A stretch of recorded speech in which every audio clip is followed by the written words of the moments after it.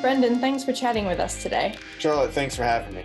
When you heard the news that the rest of an already short season was going to be cancelled completely, what were your initial thoughts? How did you compose them to talk to the team, and what was their reaction? My first thought was, this can't be real. We were the first league to really take some drastic steps there. For you as a coach, and then even going in for the team, they found out through social media. The message went out first, and then I was able to talk to them a little bit later. I was really impressed with the level of maturity that the team had. After we delivered the message, I opened the floor and just said, hey, does anybody have any feelings they'd like to express? And very quickly went from, oh, woe is me, to, all right, what can we do? Can we get together one more time? It transitioned over to everybody sort of following suit. There was a sense of, okay, yeah, we were just the first, more so than, trying to be an outlier for one reason or another.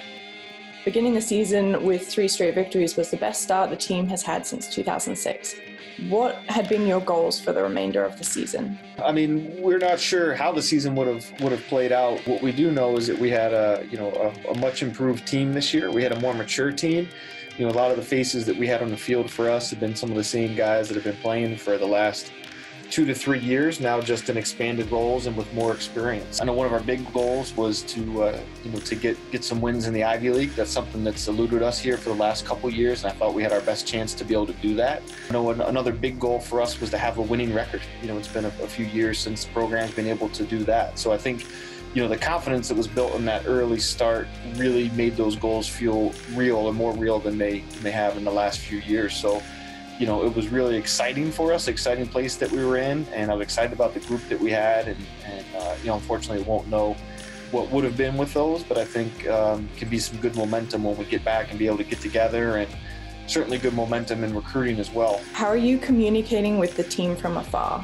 We had a couple of calls right away, a lot of questions about eligibility and Ivy League rules, so we had a bunch of calls there. We did a call with everybody's parents as well to sort of give them whatever information we've had, and then it's been a weekly or bi-weekly talk with the team now that the online classes have started. We're kind of in an interesting place where, do you go back to the leadership that the team had for the last 6-7 months, because that's not going to be the team that then comes back. So we're sort of in a transition time now.